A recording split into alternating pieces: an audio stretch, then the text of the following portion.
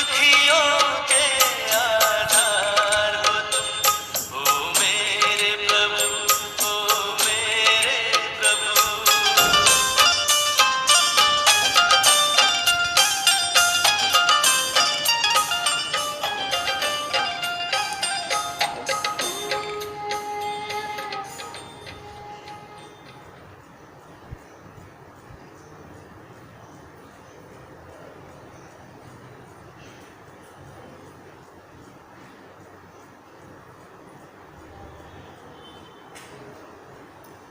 ओम शांति। आज बाबा की 21 तारीख की साकार महावाक्य। बाबा कहते हैं, मीठे बच्चे, रोज रात को अपना पोता मेल निकालो, डायरी रखो तो डर रहेगा कि कहीं घाटा न पड़ जाए। कल भी बाबा ने कहा था कि रोज अपना पोता मेल रखो, सारे दिन में हमारा कितना फायदा होता है, कितना घाटा होता है। प्रश्न है, कल पहले वाले भाग्यशाली बच्चों को बाप की कौन सी बात फौरन टच होगी? कल पहले वाले भाग्यशाली बच्चों को बाप की कौन सी बात फौरन टच होगी? उत्तर बाबा कहती, बाबा रोज रोज जो बच्चों की याद की युक्तियाँ बतलाते हैं, बाबा रोज रोज जो बच्चों को याद की युक्तियाँ बतलाते हैं, वह भाग्यशाली बच्चों को ही टच होती रहेगी। वह उन्हें फौरन अमल में लाएंगे। बाबा कहते, बच्चे कुछ टाइम एकांत में बगीचे में जाकर बैठो, बाबा से मीठी मीठी बातें करो, अपना चार्ट रखो तो उन्नति होती रहेगी। यह आज बाबा की डायरेक्शन है कि चार्ट रखो, बाबा से मीठी मीठी बातें करो, हमारी उन्नति हो रही है, वह घाटा पड़ रहा है तो बाबा जो डायरेक्शन देते हैं, ये भाग्यशाली बच्चों को ही टच होगी। ओम शांति। मिलिट्री को पहले पहले सावधान किया जाता है। Attention please. बाप भी बच्चों को कहते हैं, अपने को आत्मा निश्चय कर बाप को याद करते रहते हो। बच्चों को समझाया है, यह ज्ञान बाप इस समय ही दे सकते हैं, बाप ही पढ़ाते हैं। भगवान वाचा है ना। मूल बात हो जाती है यह कि भगवान कौन है, कौन पढ़ाते हैं। यह बात पहले समझने और निश्चय करने की होती है। यही एक ईश्वरीय विश्वविद्यालय है सारे विश्व में, जहाँ स्वयं भगवान पढ़ाते हैं। और ये बात निश्चय करने की है कि भगवान कौन है और कैसे पढ़ाते हैं। फिर अतीन्द्रिय सुख में भी रहना है। आत्मा को बहुत खुशी होनी चाहिए। हमको बेहद का बाप मिला है। बाप एक ही बार आकर मिलते हैं वर्षा देने। किसका वर्षा? बाबा कहते विश्व की बादशाही का वर्षा देते हैं 5000 वर्ष पहले मिसल। यह तो पक्का निश्चय है, बाप आया हुआ है। फिर से सहज राजयोग सिखलाते हैं, सिखलाना पड़ता है। बच्चे को कोई सिखलाया नहीं जाता है, आप ही मुख से मम्मा बाबा निकलता रहेगा, क्योंकि अक्षर तो सुनते हैं ना। यह है रूहानी बाप। बाबा कहते लौकिक दुनिया में सिखलाना नहीं पड़ता है, बच्चे आपे ही मम्मा बाबा कहने लग जाता है। परंतु यहाँ बाबा रोज हमको सिखाते हैं। आत्मा को आंतरिक गुप्त नशा रहता है, आत्मा को ही पढ़ना है। परम पिता परमात्मा तो नॉलेजफुल है ही, वह कोई पढ़ा नहीं है। परम पिता परमात्मा तो ज्ञान का सागर है, नॉलेजफुल है, वो कहाँ पढ़ा हुआ नहीं है। तो हम बच्चों को पढ़ाते हैं, उनमें नॉलेज है ही। किसकी नॉलेज है? यह भी तुम्हारी आत्मा समझती है। बाबा के पास कौन सी नॉलेज है? बाबा में सारे सृष्टि के आदि मध्य अंत की नॉलेज है। कैसे एक धर्म की स्थापना और अनेक धर्मों का विनाश होता है, यह सब जानते हैं।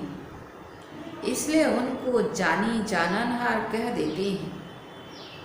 जानी जाननहार का अर्थ क्या है? यह कोई भी बिल्कुल जानते नहीं है। अभी तुम बच्चों को बाप ने समझाया है कि यह स्लोगान भी जरूर लगाओ कि मनुष्य होकर अगर क्रिएटर और रचना के आदि मध्य अंत ड्यूरेशन रिपीटेशन को नहीं जाना तो क्या कहा जाए। यह रिपीटेशन अक्षर भी बहुत जरूरी है। करेक्शन तो होती रहती है ना। गीता का भगवान कौन?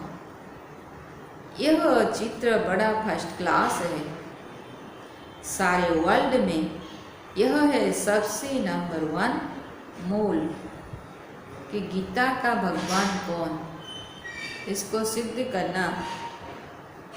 परमपिता परमात्मा को न जानने कारण फिर कह देते सब भगवान के रूप हैं। जैसे छोटे बच्चे से पूछा जाता है तुम किसका बच्चा? कहेंगे फलाने का। फलाना किसका बच्चा? तो कहेंगे फलाने का। फिर कह देंगे वह हमारा बच्चा। वैसे यह भी भगवान को जानते नहीं, तो कह देते हम भगवान हैं। इतनी पूजा भी करते हैं परंतु समझते नहीं। गाया जाता है ब्रह्मा की रात तो जरूर ब्राह्मण ब्राह्मणियों की भी रात होगी।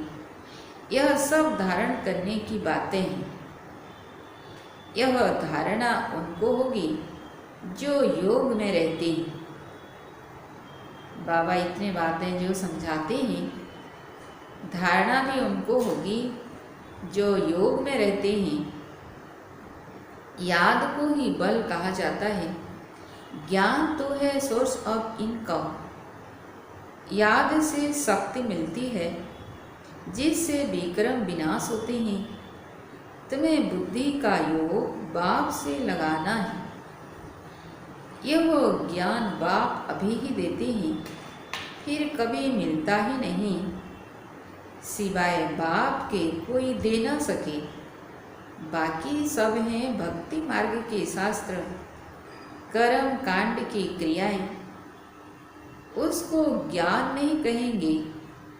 स्पिरिचुअल नॉलेज एक बाप के पास है और वह ब्राह्मणों को ही देते हैं। और कोई के पास स्पिरिचुअल नॉलेज होती नहीं। दुनिया में कितने धर्म मठ पंथ हैं, कितनी मतें हैं, बच्चों को समझाने में कितनी मेहनत होती है, कितने तूफान आते हैं, गाते भी हैं, नैया मेरी पार लगाओ प्रभु। सबकी नैया तो पार नहीं जा सकती, कोई डूब भी जाएगी, कोई खड़ी हो जाएगी, 2-3 वर्ष हो जाते हैं, कईयों का पता ही नहीं, कोई तो पुर्जा पुर्जा माने टुकड़े टुकड़े हो जाते हैं, कोई वहाँ ही खड़े हो जाते हैं। इसमें मेहनत बहुत है। आर्टिफिशियल योग भी कितने निकले हैं, कितने योग आश्रम हैं। रूहानी योग आश्रम कोई हो न सके, बाप ही आकर आत्माओं को रूहानी योग सिखलाते हैं। बाबा कहते हैं यह तो बहुत सहज योग है, इन जैसा सहज कुछ भी है नहीं। आत्मा ही शरीर में आकर पाठ बजाती है, 84 जन्म मैक्सिमम है, बाकी तो कम कम होते जाएंगे। यह बातें भी तुम बच्चों में कोई की बुद्धि में है, कोई में धारणा बड़ा मुश्किल होती है। पहली बात बाप समझाते हैं, कहाँ भी जाते हो तो पहले पहले बाप का परिचय दो। बाप का परिचय कैसे देवें, इसके लिए युक्ति रची जाती है। वह जब निश्चय हो तब समझे बाप तो सत्य है, जरूर बाप सत्य बातें ही बताते होंगे, इनमें संशय नहीं लाना चाहिए। याद में ही मेहनत है, इसमें माया ओपोजिशन करती है, घड़ी घड़ी याद भुला देती है। इसलिए बाबा कहते हैं चार्ट लिखो, तो बाबा भी देखें कौन कितना याद करते हैं। 1/4% भी चार्ट नहीं रखते हैं। कोई कहते हैं हम तो सारा दिन याद में रहता हूँ। बाबा कहते हैं यह तो बड़ी मुश्किल है। सारा दिन रात तो बांधलियाँ जो मार खाती रहती वह याद में रहती होंगी। शिव बाबा कब इन संबंधियों से हम छूटेंगे। बांधलियाँ दिन रात बाबा को याद करते हैं। आत्मा पुकारती है बाबा हम बंधन से कैसे छूटें। अगर कोई बहुत याद में रहते हैं तो बाबा को चार्ट भेजें, डायरेक्शन मिलते हैं। रोज रात को अपना पोता मेल निकालो, डायरी रखो। डायरी रखने से डर रहेगा हमारा घाटा न निकल आए। बाबा देखेंगे तो क्या कहेंगे। इतने मोस्ट बिलवेड बाबा को इतना समय ही याद करते हो। लौकिक बाप को, स्त्री को तुम याद करते हो, मुझे इतना थोड़ा भी याद नहीं करते हो। तो बाबा कहते चार्ट लिखो तो आपे ही लज्जा आएगी।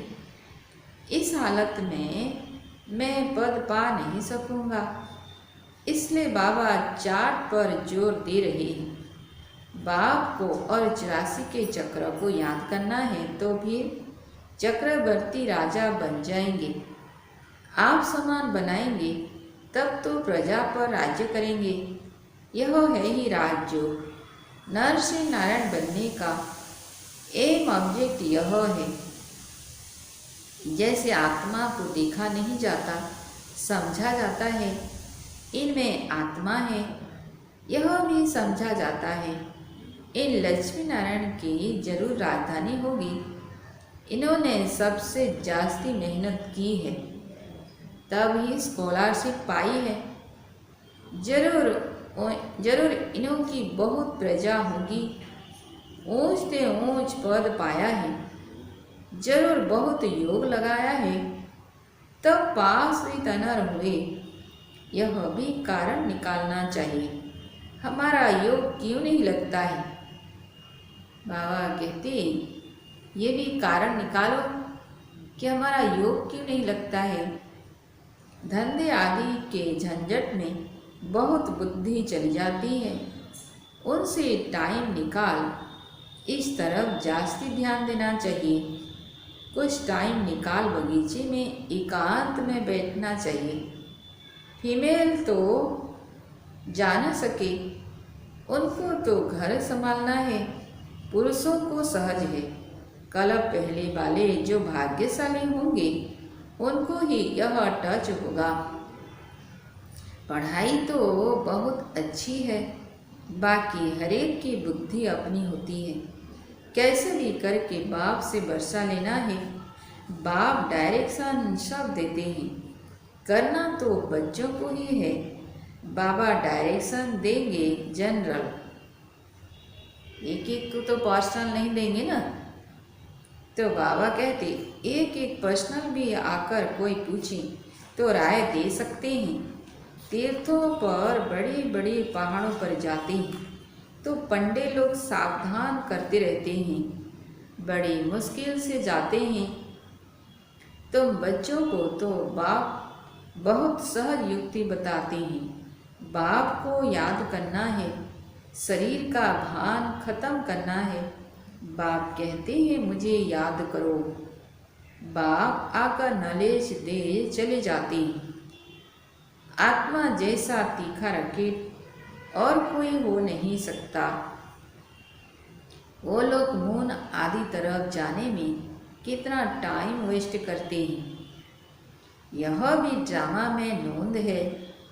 यह साइंस का हुनर भी विनाश में मदद करता है।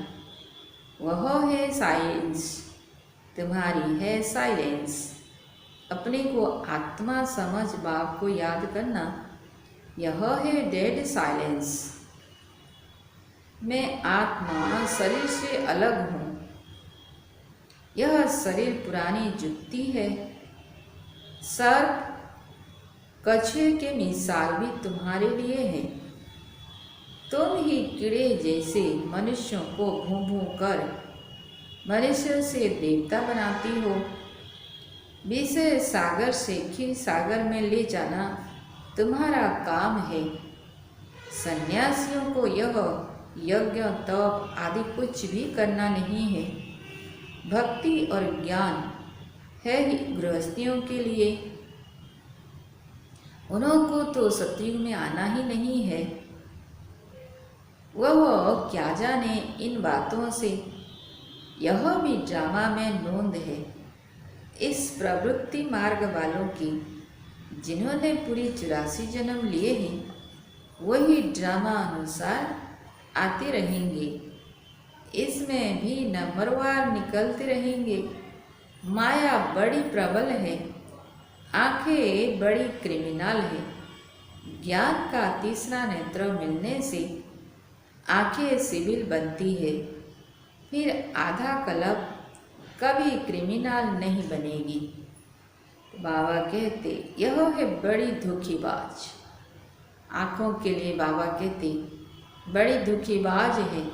तुम जितना बाप को याद करेंगे उतना कर्मेंद्रियां शीतल होगी। फिर 21 जन्म कर्मेंद्रियों को चंचलता में आना नहीं है। वहाँ कर्मेंद्रियों में चंचलता होती नहीं। सब कर्मेंद्रियां शांत सतोगुणी रहती हैं। देह अभिमान के बाद ही सब शैतानी आती है। बाप तुमको देही अभिमानी बनाते हैं। आधा कल्प के लिए तुमको वर्षा मिल जाता है। जितनी जो मेहनत करते हैं उतना ऊंच पद पाएंगे। तो सारा मदार मेहनत के ऊपर है। तो हम जितना मेहनत करेंगे उतना ऊंच पद पाएंगे। मेहनत करनी है देही अभिमानी बनने की, यही है मुख्य मेहनत। देह से अलग मैं आत्मा हूँ तो कितना मेहनत करना पड़ेगा। फिर कर्मेंद्रिया धोखा नहीं देगी। अंत तक युद्ध चलती रहेगी। जब कर्मातीत अवस्था को पाएंगे तब वह लड़ाई भी शुरू होगी। दिन प्रतिदिन आवाज होता जाएगा, मौत से डरेंगे। बाप कहते हैं यह ज्ञान सबके लिए है, सिर्फ बाप का परिचय देना है। हम आत्माएं सब भाई भाई हैं, सब एक बाप को याद करते हैं, गॉड फादर कहते हैं करके कोई नेचर को मानने वाले होते हैं, परंतु गॉड तो है ना, उनको याद करते हैं। मुक्ति जीवन मुक्ति के लिए, मोक्ष तो है नहीं। वर्ल्ड की हिस्ट्री ज्योग्राफी को रिपीट करना है। बुद्धि भी कहती है जब सतयुग था तो एक ही भारत था, दूसरा कोई भी देश विदेश नहीं थे, मनुष्य तो कुछ भी नहीं जानते। इन लक्ष्मी नारायण का राज्य था ना, लाखों वर्ष की बात हो न सकी। लाखों वर्ष होते तो कितनी ढेर संख्या हो जाती। बाप कहते हैं अब कलयुग पूरा हो, सतयुग की स्थापना हो रही है। वह समझते हैं कलयुग तो अर्जुन बच्चा है, इतने हजार वर्ष की आयु है। तुम बच्चे जानते हो यह कल्प है ही 5000 वर्ष का। भारत में ही यह स्थापना हो रही है। भारत ही अब स्वर्ग बन रहा है। अभी हम श्रीमत पर यह राज्य स्थापन कर रहे हैं। अब बाप कहते हैं माँ में कम याद करो, पहला पहला शब्द ही यह दो।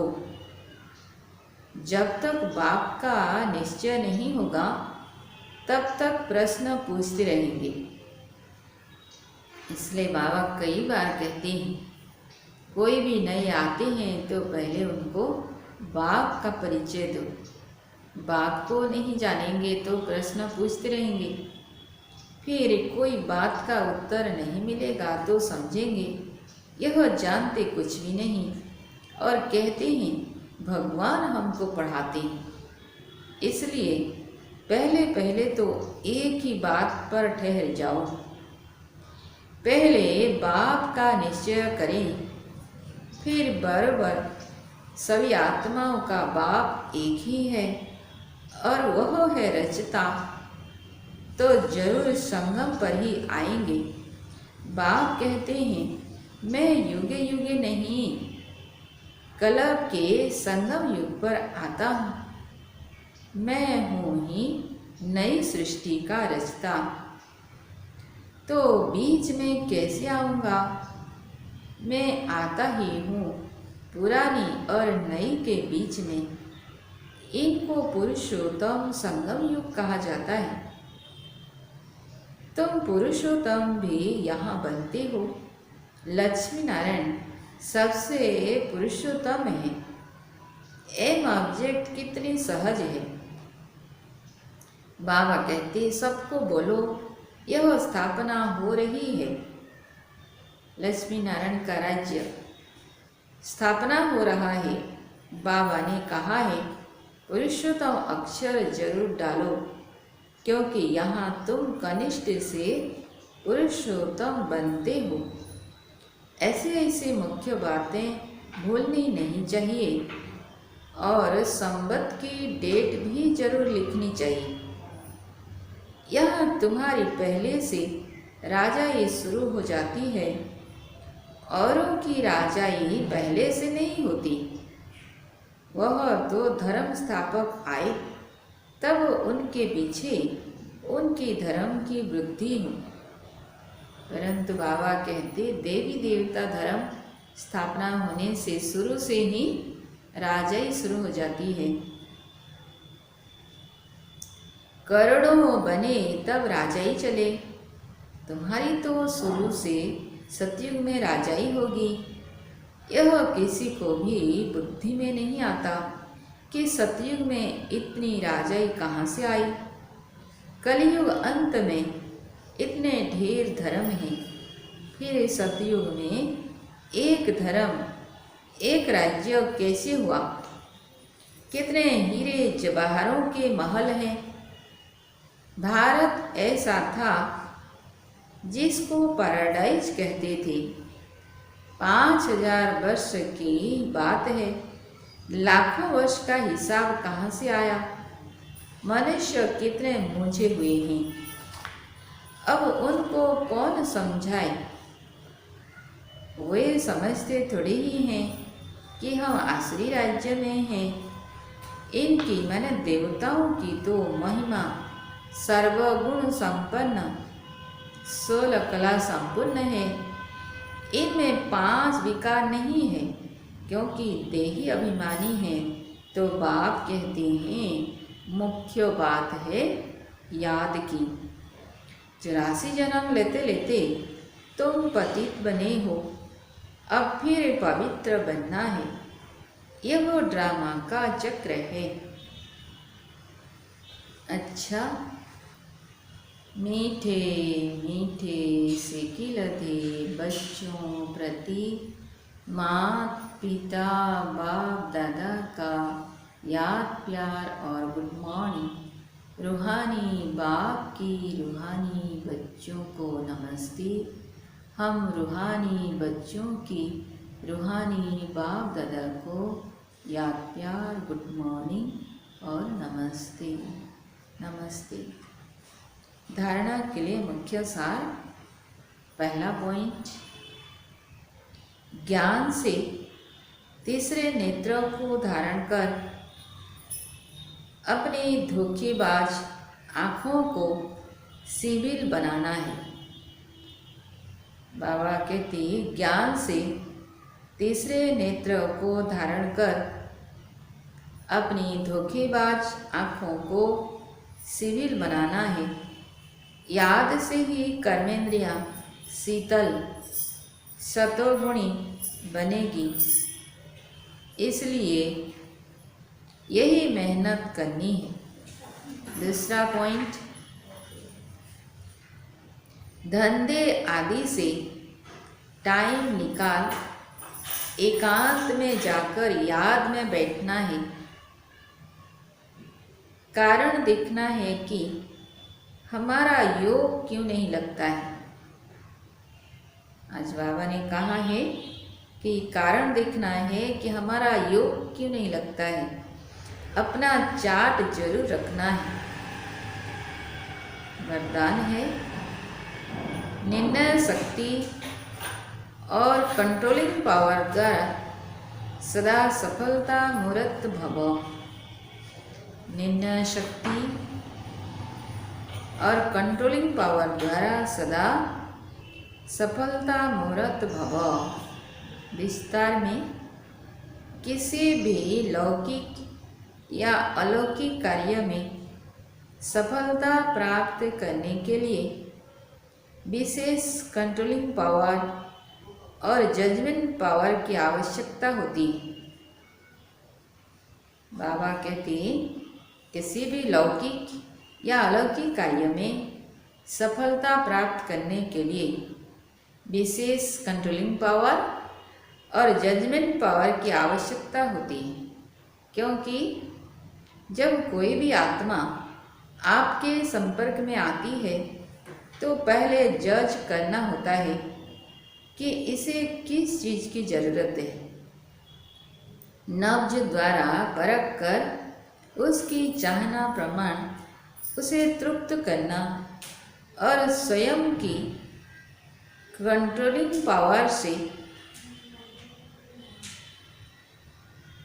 दूसरे पर अपनी अचल स्थिति का प्रभाव डालना, यही दोनों शक्तियाँ सेवा के क्षेत्र में सफलता मूर्त बना देती है। स्लोगन है, सर्वशक्तिमान बाप को साथी बना लो तो माया पेपर टाइगर बन जाएगी। सर्वशक्तिमान बाप को साथी बना लो तो माया पेपर टाइगर बन जाएगी। ओम शांति।